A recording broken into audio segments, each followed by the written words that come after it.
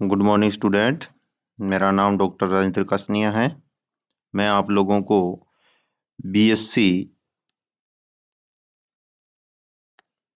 BSc BSc BEd matrix का जो chapter है, आपके मैट्रिक्स वाली जो बुक लगी हुई है, उसके आपको एग्जाम में आने वाले इम्पोर्टेंट 25 क्वेश्चनों का हम इस बुक में अध्ययन करेंगे।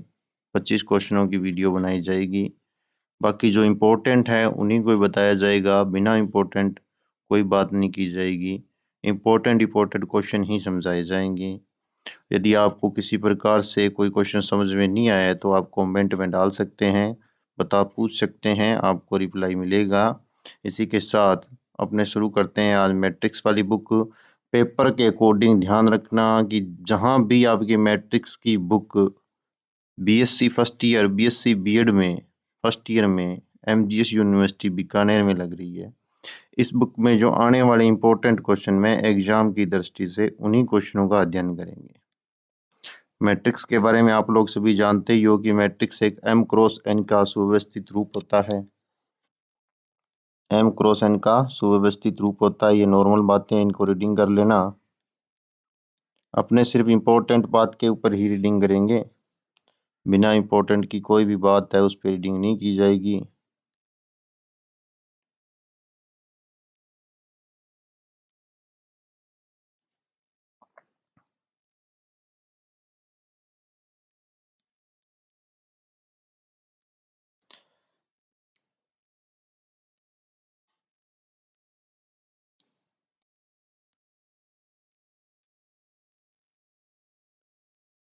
जैसे अपने को पता होना चाहिए कि रो मैट्रिक्स क्या है या पंक्ति मैट्रिक्स क्या है, जिसमें सिर्फ और सिर्फ केवल एक ही पंक्ति हो, इस प्रकार की मैट्रिक्स क्या कहलाती है? पंक्ति मैट्रिक्स कहलाती है। कॉलम मैट्रिक्स क्या है? ये नॉर्मल बातें हैं, इनको पढ़ लेना। शून्य मैट्रिक्स क्या है?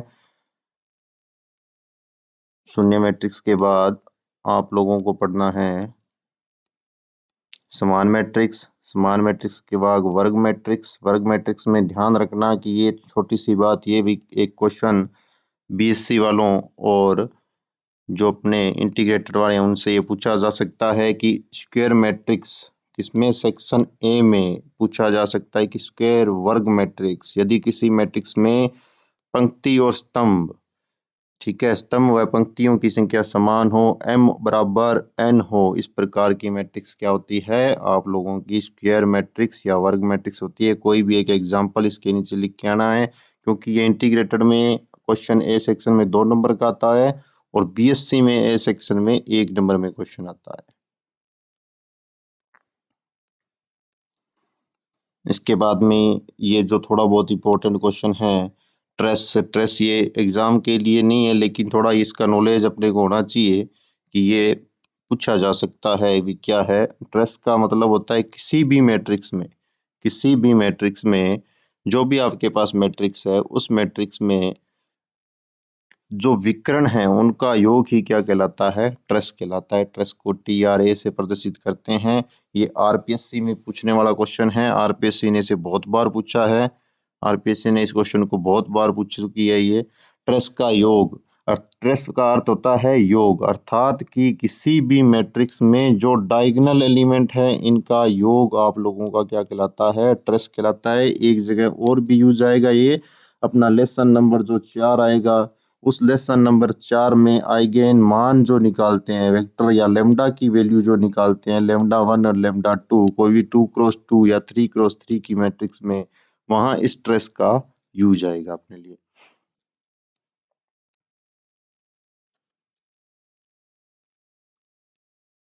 अब ये आपके पास विकर्ण मैट्रिक्स जो है इसके अंतर्गत होता है डायगोनल। डायगोनल का अर्थ होता है कि यदि आपके पास कोई भी एक, ध्यान रखना कि ये एक वर्ग मैट्रिक्स होगी, ठीक है।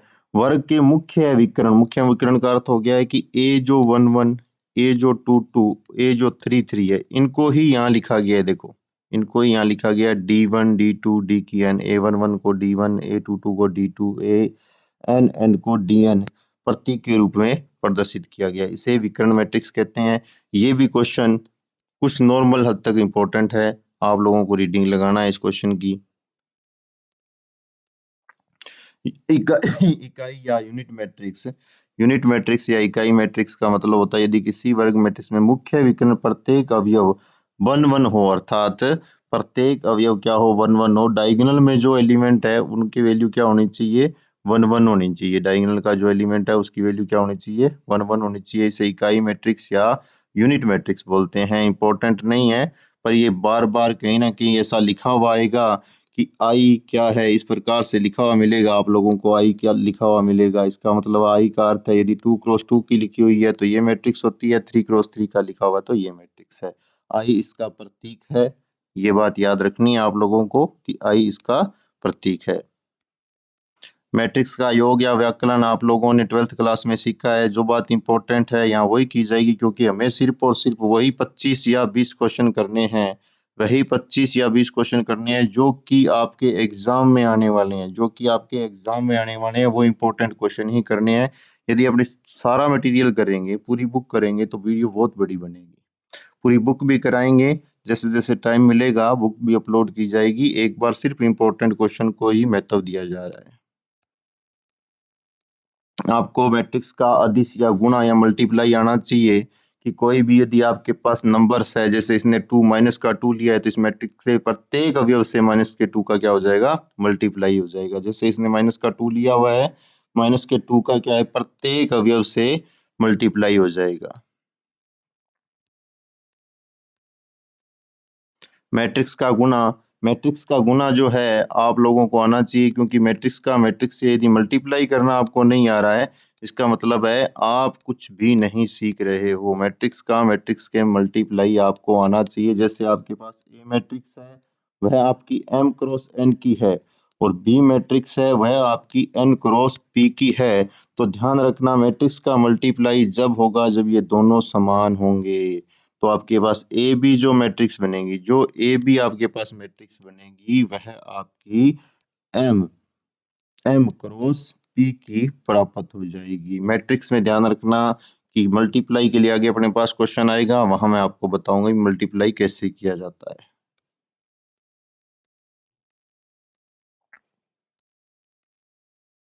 ये आपकी शून्य मैट्रिक्स आ गई है। मैट्रिक्स ए या मैट्रिक्स बी में कोई भी अवयव है, दोनों का मल्टीप्लाई करने के बाद में आप लोगों के पास क्या है, उनका आंसर क्या प्राप्त हो जाना चाहिए, शून्य प्राप्त हो जाना चाहिए। जैसे ये मल्टीप्लाई भी साथ में सीख लो। मैट्रिक्स ए है, मैट्रिक्स बी है। मैट्रिक्स ए में ये रो R1 है, ये रो R2 है।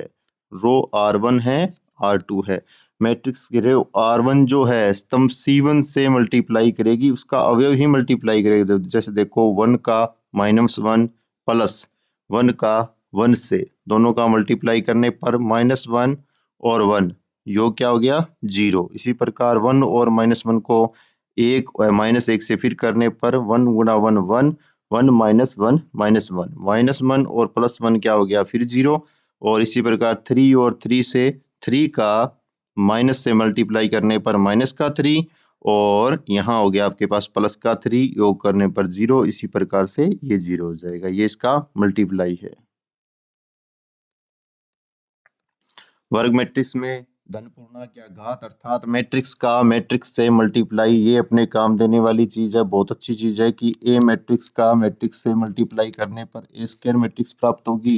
ए स्क्वायर का फिर मैट्रिक्स से मल्टीप्लाई करने पर A3। इसी प्रकार से आगे ये चलती रहेगी। ये 1-2 क्वेश्चनों में ये बात आपसे पूछी जाएगी।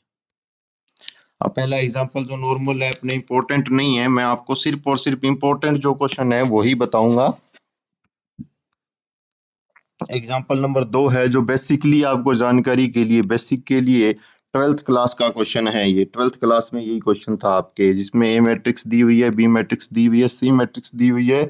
सबसे पहले इस बात को ध्यान रखना कि इसमें इस ब्रैकेट की वजह से बी का सी से पहले मल्टीप्लाई करोगे। बी का सी से मल्टीप्लाई यहाँ किया हुआ है। जैसे रो R1 को लिया, C1 से मल्टीप्लाई किया तो AX plus HY plus GH मिला। उसी प्रकार से R2 को लेने से AH नहीं, HX plus BY plus FZ प्राप्त हुआ। इसी प्रकार से GX plus FY plus CZ प्राप्त हुआ है आपको। ये आपको मल्टीप्लाई आना चाहिए। मल्टीप्लाई इसके बाद में आपको A से मल्टीप्लाई करना है। A से मल्टीप्लाई करने के बाद में ये आपको आंसर मिल जाएगा। ये नॉर्मल आपके 12th क्लास का क्वेश्चन है, जो आपने 12th क्लास में किया हुआ है। इसी प्रकार से यहाँ ए बी का पहले मल्टीप्लाई करना है, फिर सी से मल्टीप्लाई करना है। ध्यान रखना इसमें लेफ्ट और राइट साइड इक्वल प्राप्त हो रही है। ये जो क्वेश्चन एग्जाम्पल नंबर जो आपका 3 दिया हुआ है ये इंपॉर्टेंट है। अब तक आप लोगों के पास ध्यान रखना कि विकर्ण या फिर डायगोनल वाले जो है वो मैट्रिक्स आपके लिए इंपॉर्टेंट है, और एक स्क्वायर जो मैट्रिक्स है वह आपकी इंपॉर्टेंट है। ट्रेस का आप लोगों के क्वेश्चन है उसमें आने का महत्व है। ट्रेस से आप लेमडा 1 लेमडा 2 लेमडा 3 की वैल्यू निकालने का कार्य कर सकते हैं, और आपको आना चाहिए ए मैट्रिक्स का बी मैट्रिक्स से मल्टीप्लाई किस प्रकार से करते हैं। ये क्वेश्चन नंबर जो 3 आपको दिया हुआ है इसमें मैट्रिक्स में आप लोगों के पास ए अल्फा और ए बीटा दिया हुआ है, जिससे आपके पास ए अल्फा प्लस बीटा बराबर ए बीटा अल्फा प्राप्त होना चाहिए। ये बात ये बोल रहा है।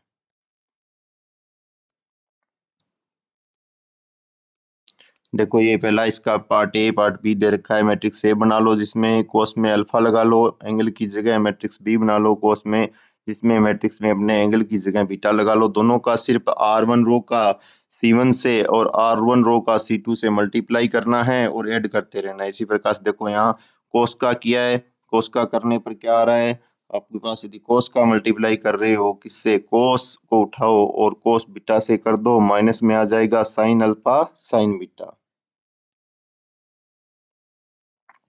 ये मल्टीप्लाई करने के बाद में आपके पास cos alpha cos beta minus sine alpha sine beta प्राप्त हो रहा है। इसी प्रकार से कोस अल्फा साइन बीटा और plus sine alpha cos beta प्राप्त हो रहा है। और यहाँ माइनस का sine alpha cos beta minus का कोस अल्फा साइन बीटा प्राप्त हो रहा है। माइनस का sine alpha sine beta plus का कोस अल्फा कोस बीटा प्राप्त हो रहा है। ये आपके पास फॉर्मूला है। ध्यान रखना कि साइन ए प्लस बी वाला फॉर्मूला है और एक कोस ए प्लस बी वाला फॉर्मूला लगा हुआ है।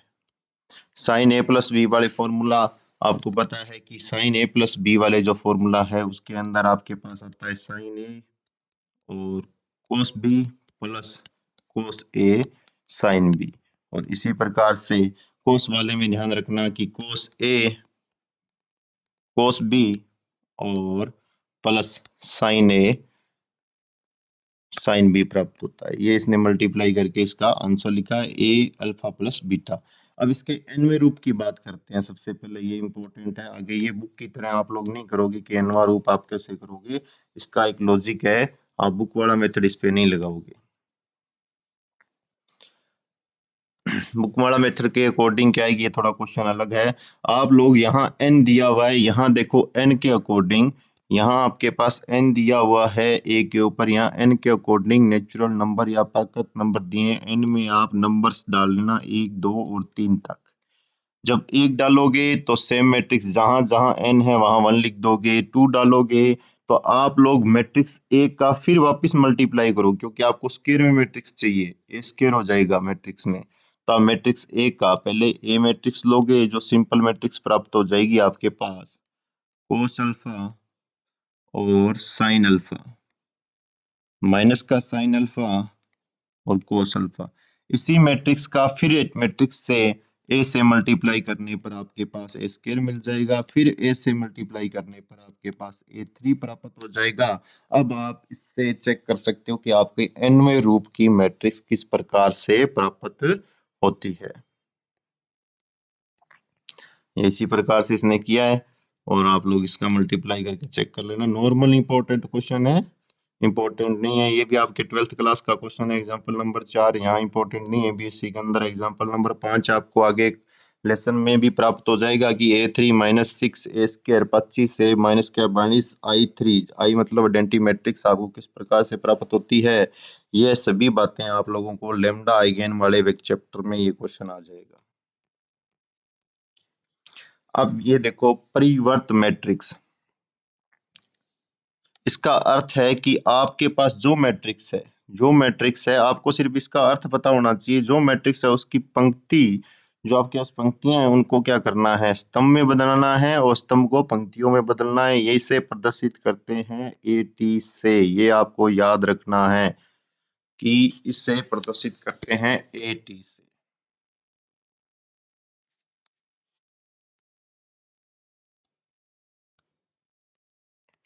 इसमें एक चीज इंपॉर्टेंट है, छोटी छोटी बातें हैं कुछ अपने को याद रखनी है, वो आगे है।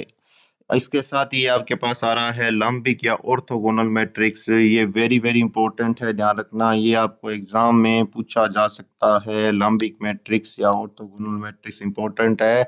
ऑर्थोगोनल या लंबिक मैट्रिक्स का अर्थ होता है कि मैट्रिक्स का परिवर्तित रूप या ट्रांसफॉर्मेशन एटी, ए का एटी ट्रांसफॉर्मेशन आपको आई आइडेंटिटी प्राप्त होता है, चाहे आप लेफ्ट से करो चाहे राइट से करो। ये एक इसका एग्जांपल है। यदि ये बीएससी वाले कर रहे हो तो विद एग्जांपल ही याद करोगे, सेक्शन ए में 1 नंबर का आता है। और बीएससी बीएड वाले करोगे तो भी इसे एग्जांपल के साथ ही याद करोगे। ये इसका एक एग्जांपल दिया हुआ है, कोस अल्फा साइन अल्फा माइनस का साइन अल्फा कोस अल्फा परिवर्तित करने पर पंक्तियां स्तंभ बन जाएगी। और जैसे आप लोगों के पास इसके पंक्ति स्तंभ याद नहीं रहे तो ये सोचते रहना, आर और जो सी है, आर आपका सी हो जाएगा, सी आपका आर हो जाएगा। पंक्ति स्तंभ में आ जाएगी, स्तंभ पंक्तियों में चेंज हो जाएगी। ये इसका रूप है। एक बात इस लाइन को भी याद रखना, यदि 2 नंबर में पूछा जाए बीएससी इंटीग्रेटेड वालों को तो ये लिख के आना कि ऑर्थोगोनल जो मैट्रिक्स है, ऑर्थोगोनल जो ये नहीं, ऑर्थोगोनल लंबिक जो मैट्रिक्स है, इस मैट्रिक्स का डिटरमिनेट वैल्यू सारणिक मान +-1 प्राप्त होता है। ये लाइन उनको लिख के आनी है, ये इंपॉर्टेंट है उनके लिए। और इसमें जो और इम्पोर्टेंट बात है, ये क्वेश्चनों में आने वाली बात है कि ए बी मैट्रिक्स पर यदि आप परिवर्तित कर रहे हो, ट्रांसफॉर्मेशन लगा रहे हो, टी लगा रहे हो, जैसे ए बी पर टी लगा रहे हो तो ये बी टी ए टी हो जाता है। ये बात आपको याद रखनी है, ये क्वेश्चन करने में बड़ी महत्वपूर्ण बात है। ये 2-3 क्वेश्चनों में आएगी। इसी के साथ यदि मैट्रिक्स का परिवर्तित, यदि एक इंसान है उसी के हिसाब से सोच लो घुमा रहे हो तो वापस घुमाने पर वो सेम वैसे का वैसा दिखाई दे जाएगा। या इसे ऐसे याद कर लेना कि टी लगाने पर वापस टी लगा रहे हो, आर को सी में चेंज कर रहे हो, फिर वापस आप सी को आर में चेंज करोगे तो ए आपके पास पुण्य प्राप्त हो जाएगा। ये दोनों लाइनें इंपॉर्टेंट है क्वेश्चन के लिए।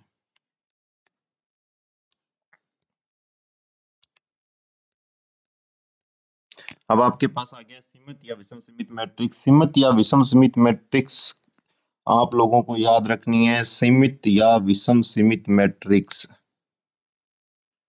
सीमित विषम सीमित मैट्रिक्स की सबसे पहले तो आप लोग परिभाषा याद करोगे। परिभाषा आपको यहाँ नीचे दी हुई है, वो याद करना। यहाँ दी हुई एक परिभाषा है, आपको मिलेगी, ये देखो विकल्पित परिभाषा है। इसे याद करोगे कि यदि ए वर्ग मैट्रिक्स है, ध्यान रखना, ए एक वर्ग मैट्रिक्स है, सीमित कहलाएगी यदि उसका A transformation A T is equal to A प्राप्त हो रहा है तो वो सीमित। और विषम सीमित कहलाएगी यदि उसका ए ट्रांसफॉर्मेशन करने पर माइनस का ए प्राप्त हो रहा है तो वह विषम सीमित कहलाएगी। सीमित मैट्रिक्स में मुख्य विकर्ण के दोनों ओर समदूरस्थ अवयव समान होते हैं। सीमित मैट्रिक्स में मुख्य विकर्ण के दोनों ओर के समदूरस्थ अवयव क्या होते हैं? समान होते हैं। इसका अपने पास एक क्वेश्चन है इंपॉर्टेंट, जो मैं आपको भी बताऊंगा, वैसे तो वो पहले आ भी चुका है।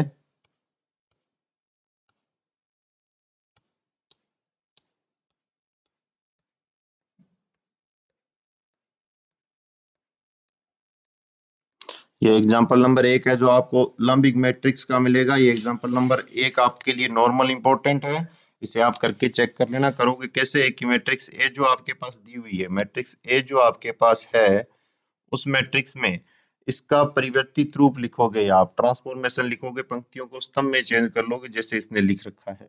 पंक्तियों को क्या करोगे? स्तंभ में चेंज कर लोगे। फिर इसका क्या करोगे? आप लोग मल्टीप्लाई करोगे। कैसे? ए का ए ट्रांसफॉर्मेशन में मल्टीप्लाई करने पर आई प्राप्त हो जाता है, तो लंबिक मैट्रिक्स या ऑर्थोगोनल मैट्रिक्स आपकी कहलाती है। इसके लिए आप लोग क्या करोगे कि यहाँ से पहले मैं एक रो समझा देता हूँ। R1 रो को लोगे, R1 रो लेने के बाद आप लोग R1 रो में -1 2 और 2 है, उसका मल्टीप्लाई -1 2 और 2 से करने पर आपके पास 9 आ रहा है। माइनस से माइनस करने पर 1 प्राप्त हो रहा है, माइनस का माइनस से करने पर 1, क्योंकि माइनस माइनस प्लस हो गया। 2 का 2 से करने पर प्लस का 4, और फिर 2 का 2 से करने से प्लस का 4, जिसका योग हो गया 9। और यहाँ देखो 3 का 1/3 का मल्टीप्लाई 9 है, डायगोनल में आपके पास 1 1 प्राप्त हो जाएंगे।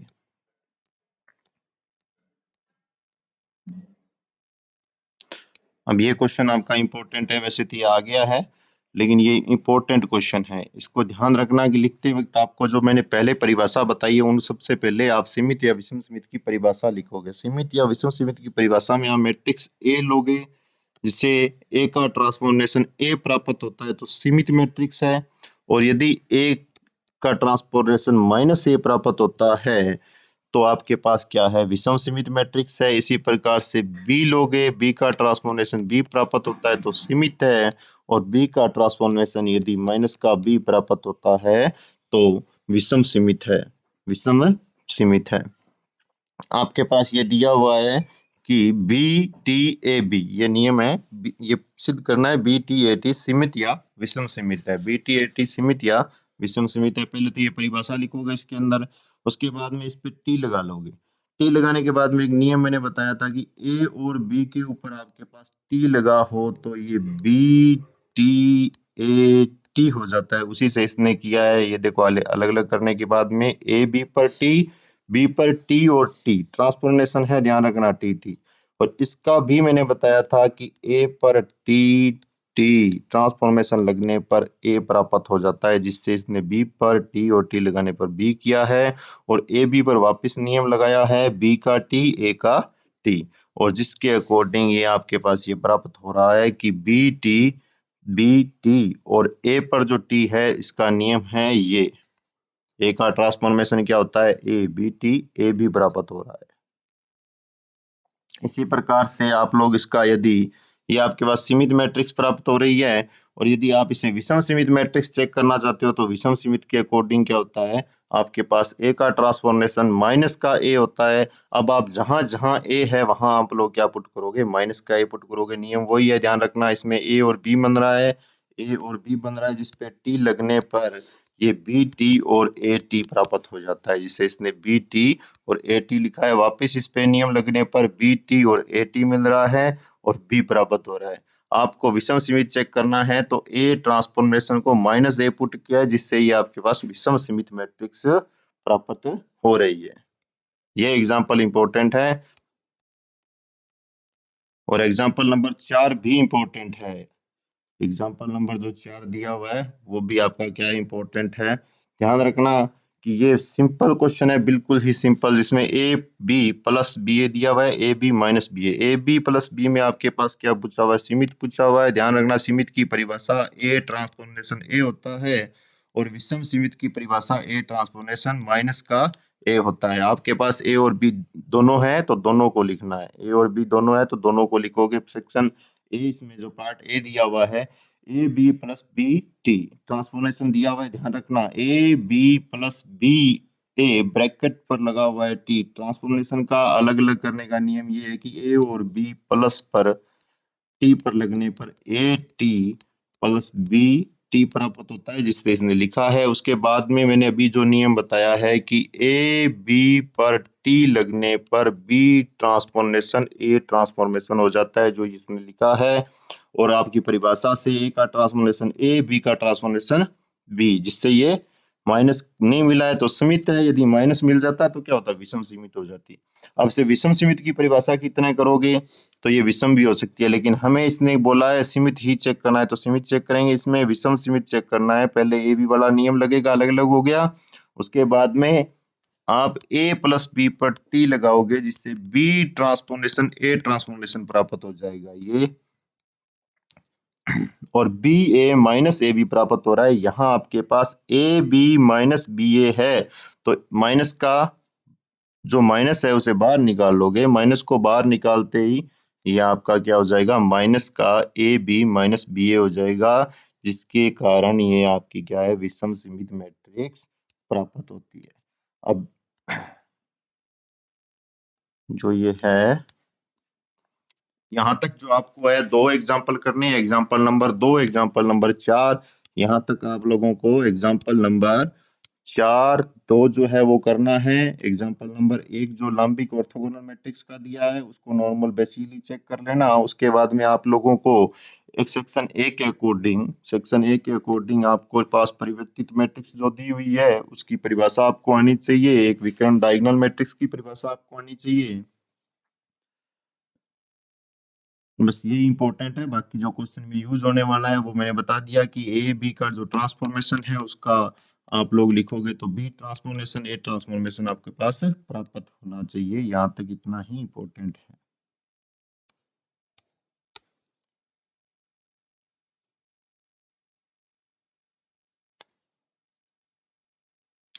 अब आपके पास आता है सहयुग्मी मैट्रिक्स, कंजुगेट मैट्रिक्स। इसका अर्थ हो गया है कि आपके पास जो मैट्रिक्स आपके पास है, जैसे ये एग्जांपल पे मैट्रिक्स जो ए जो मिलेगी आपके पास, उस मैट्रिक्स में कॉम्प्लेक्स के नंबर मिलेंगे। ध्यान रखना कि कॉम्प्लेक्स के जो नंबर होते हैं, कॉम्प्लेक्स के जो नंबर होते हैं वह नंबर आपके हमेशा ही ए प्लस आयोटा बी की फॉर्म में होते हैं। ए प्लस आयोटा बी की फॉर्म में होते हैं मैट्रिक्स में। ये बात ध्यान रखना। यहाँ देखो 1 plus iota 2 minus 3 iota 1 2 iota ये दिया हुआ है। ये आपके क्या है, इस फॉर्म में आपको मिलेंगे।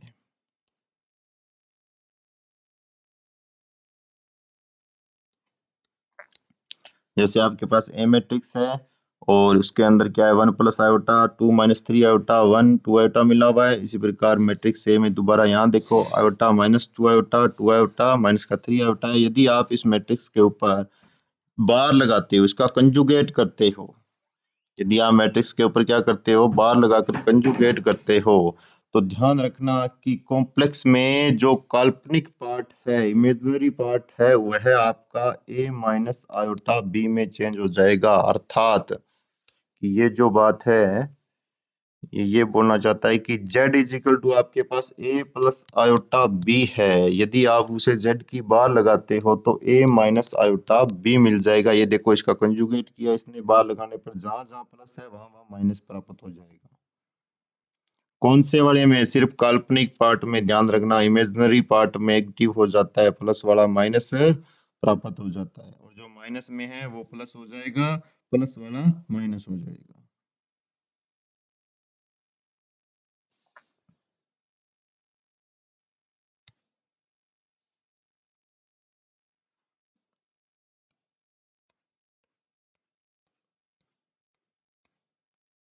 अब आगे आपके पास आ रहा है सहयुग्मी परिवर्तित मैट्रिक्स। अर्थात कि जो आपके पास मैट्रिक्स मैट्रिक्स ए है, जो आपके पास मैट्रिक्स मैट्रिक्स ए है, उस मैट्रिक्स में आप लोग उसका परिवर्तित अर्थात ए टी लगाओगे और उसका सहयुग्मी अर्थात कंजुगेट कर दोगे, तो इस प्रकार की जो मैट्रिक्स होगी वह सहयुग्मी परिवर्तित मैट्रिक्स कहलाएगी।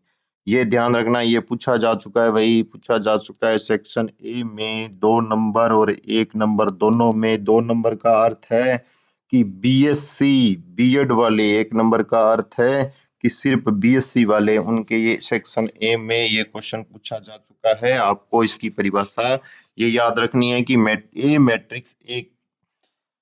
मैट्रिक्स ए परिवर्तित मैट्रिक्स ए टी की सहयुग्मी मैट्रिक्स ए टी पर बार अर्थात कंजुगेट लगने पर सहयुग्मी हो जाता है, को ए की सहयुग्मी परिवर्तित मैट्रिक्स कहते हैं। सहयुग्मी परिवर्तित मैट्रिक्स कहते हैं। इसका एक कोई भी एग्जांपल, फॉर एग्जांपल जो एग्जांपल यहाँ दे रखा है वही एग्जांपल आप एक एग्जांपल क्या कर लोगे, तैयार कर लोगे भी, ये एग्जांपल है। और इसका कंजुगेट करने पर या बार लगाने पर या लाइन लगाने पर, जेड पर बार या लाइन लगने पर ध्यान रखना ए प्लस आयोटा बी जो है वह आपका प्लस वाला जो है पार्ट, काल्पनिक पार्ट है, वह नेगेटिव में प्राप्त होता है, इसने माइनस में लिखा हुआ है। अब ये यूनिटरी या एकांकी मैट्रिक्स, एकिक मैट्रिक्स, एकाकी नहीं, एकिक मैट्रिक्स जो है आपके पास दिया हुआ है, ये भी आप लोगों के सेक्शन ए में 1 नंबर और 2 नंबर में पूछा हुआ है। इसे भी आप लोग याद करोगे कि एक वर्ग मैट्रिक्स ए एकिक मैट्रिक्स कहलाता है। एकिक मैट्रिक्स कहलाता है यदि ए स्टार, अब ध्यान रखना ये स्टार क्या है, A star I, A star का अर्थ हो गया है कि आप लोग ए का ट्रांसफॉर्मेशन और उस पर जो बार लगाते हो इससे प्रदर्शित करते हैं ए स्टार से। इसे किससे प्रदर्शित करते हैं, ए स्टार से। ए का ए स्टार आई प्राप्त होता है, एकांकी मैट्रिक्स प्राप्त होता है। ध्यान रखना ए का ए स्टार से मल्टीप्लाई करने पर आई प्राप्त होता है, इकाई मैट्रिक्स प्राप्त होता है आपके पास। इसमें यहाँ अपने उपयोगी, ये बात थोड़ी सी पहले भी आ चुकी है, दोबारा बता देता हूँ कि यदि आप ए बी पर स्टार लगाते हो तो वह बी स्टार ए स्टार प्राप्त हो जाता है। यहाँ तक जो आपको मेन बात याद रखनी है कि ए जो है उस पर टी लगाना, ट्रांसफॉर्मेशन पंक्तियों को स्तंभ में चेंज कर देना, और पंक्तियों को क्या करना, स्तंभ में, स्तंभ को पंक्तियों में चेंज करना, ये सीखा है। उसके बाद में यदि आपके पास कॉम्प्लेक्स की कोई मैट्रिक्स है, उस पर बार या लाइन लगाओगे तो कॉम्प्लेक्स का जो काल्पनिक या आयोटा वाला पार्ट है वह आपका क्या आ जाएगा, नेगेटिव में आ जाएगा। और ध्यान रखना कि यदि आप बार लगाने के बाद उस पर टी भी लगा देते हो तो वह ए स्टार बन जाता है, और ए स्टार आपका क्या कहलाएगा, ए स्टार और ए का मल्टीप्लाई एकांकी कहलाएगा, यूनिटरी मैट्रिक्स कहलाता है। ये बात आप यहाँ ये जो दिया हुआ है A B star B star A है, इसे भी आप याद रखोगे।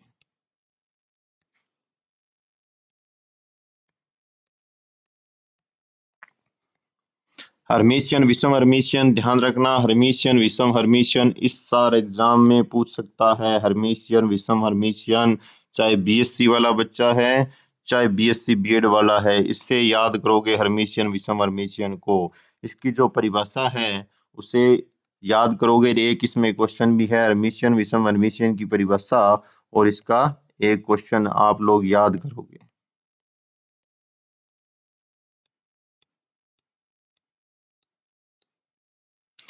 इसमें लिखा हुआ है जैसे कि आपके पास जो एक वर्ग मैट्रिक्स है, जो आपके पास एक वर्ग मैट्रिक्स है, जो आपके पास एक वर्ग मैट्रिक्स है, उस वर्ग मैट्रिक्स में ए आई जे एम क्रॉस एन है, हर्मिशियन यदि कहलाएगा। तो उसमें यदि आप उसको परिवर्तित कर रहे हो, बार लगा रहे हो या उसका कंजुगेट कर रहे हो, तो उसमें कोई प्रभाव नहीं आएगा, प्लस में मिलेगी। जैसे ए पर टी लगाने पर ए प्राप्त हो रहा था ना, उसी तरह ही ये भी आपका यदि उसे पंक्तियों और स्तंभों का आप चेंज कर रहे हो तो ये हर्मिशियन ही प्राप्त होगा, क्योंकि इसमें नेगेटिव नहीं आता, इसमें प्लस प्राप्त होता है। और विषम हर्मिशियन में ध्यान रखना कि नेगेटिव प्राप्त होता है। ये इतनी सी बात है। जैसे आपने सीमित और विषम सीमित याद किया था, उसी तरह हर्मिशियन और विषम हर्मिशियन को याद करोगे।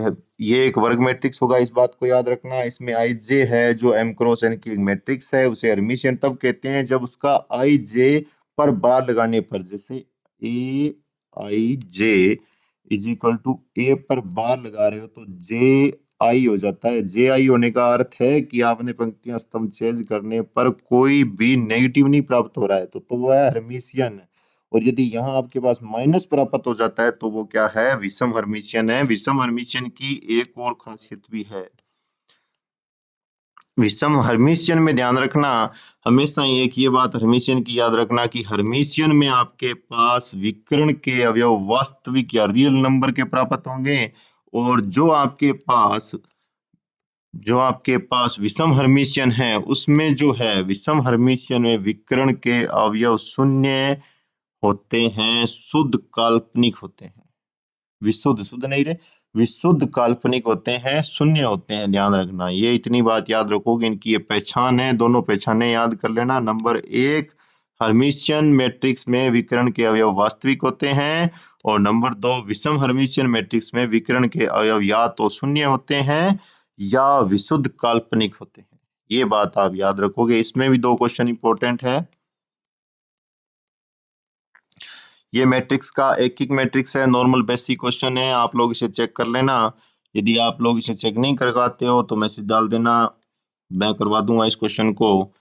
ये क्वेश्चन बेसिक क्वेश्चन है, नॉर्मल करके चेक कर लेना, नॉर्मल क्वेश्चन है।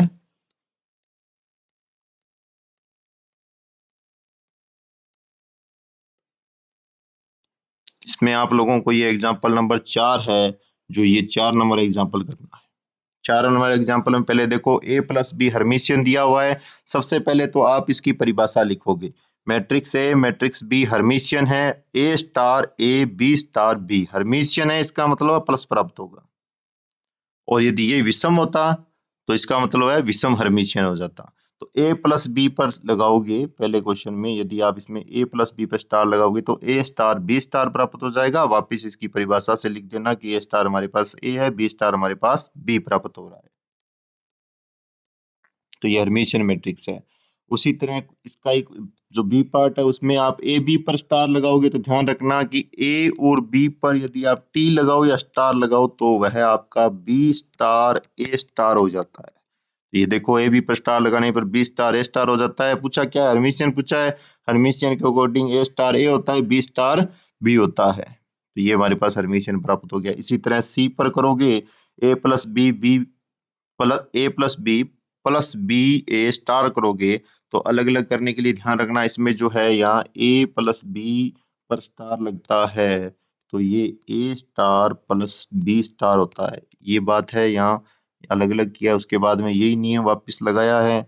और इसमें पूछा है हर्मिशियन, तो हर्मिशियन के अकॉर्डिंग इसमें ए स्टार की जगह ए, बी स्टार की जगह बी पुट करने पर आपके पास क्या प्राप्त हो जाएगा? हर्मिशियन प्राप्त हो जाएगा।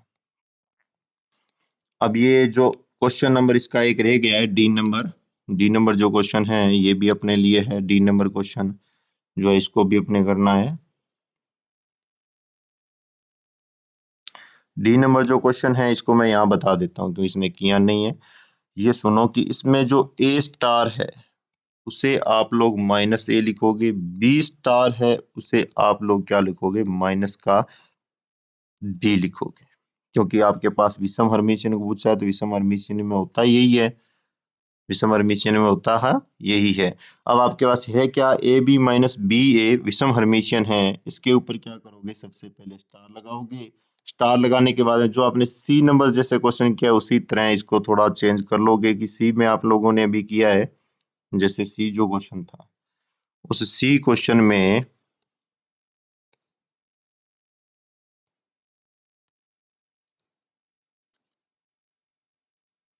ध्यान रखना सिर्फ मिड में क्या है? नेगेटिव है और कुछ नहीं है, बाकी सब कुछ सेम है। इस क्वेश्चन में मिड में क्या है? सिर्फ नेगेटिव है, बाकी जो भी है वो सेम है। अब आप लोग ए बी में क्या करो? यहाँ नेगेटिव कर लो।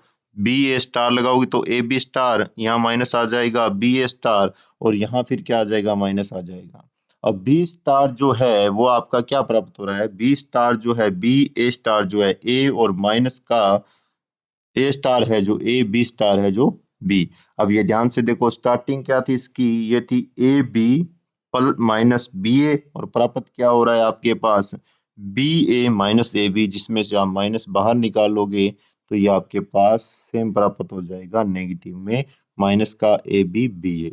और ये जो यहाँ मैंने जो बताया था ये आप ध्यान रखना कि ये आपकी परिभाषा किसकी है? ये आपकी परिभाषा है विषम हर्मिशियन की, जिससे आपके पास जो मैट्रिक्स प्राप्त होगी वह ए star minus A, B star minus B में प्राप्त होगी। ये इसमें ये इंपॉर्टेंट क्वेश्चन था, ये आप लोगों ने कर लिए हैं। और इसी के साथ ये आपका फर्स्ट लेसन जो है वो समाप्त हो गया है। फर्स्ट लेसन जो है आपका समाप्त हुआ। थोड़ा बहुत यदि आप करना चाहो तो एक क्वेश्चन पिछले साल आ चुका है उसी क्वेश्चन की तरह ये क्वेश्चन है। इस क्वेश्चन को 8 नंबर एग्जाम्पल इसको थोड़ा सा देख लो कि बी स्टार ए बी, क्योंकि इससे पहले जो अपने पास था ए टी ए बी ये क्वेश्चन आ चुका है, या तो ये बीएससी में आया है या बीएससी बीएड इंटीग्रेटेड में, तो इस क्वेश्चन की भी आने की संभावना बन रही है। B star A B hermitian विषम हर्मिशियन, सबसे पहले तो आप इसकी परिभाषा लिखोगे हर्मिशियन की और उसके बाद में इस पे स्टार लगा दोगे। स्टार लगाने पे ध्यान रखना कि ए और बी पे स्टार लगाते हो तो बी स्टार ए हो जाता है, उसी तरह इसने चेंज किया है और वापस से बी स्टार बी जो बी स्टार बी है उसे बी लिखा है, ए स्टार को हर्मिशियन की वजह से ए लिखा है, बी स्टार को बी छोड़ दिया क्योंकि क्वेश्चन में हमें B star A B put करना था। इसी तरह विषम हर्मिशियन पुट करना है तो ए स्टार माइनस ए हो जाएगा। ये आपका क्या है? विषम हर्मिशियन है।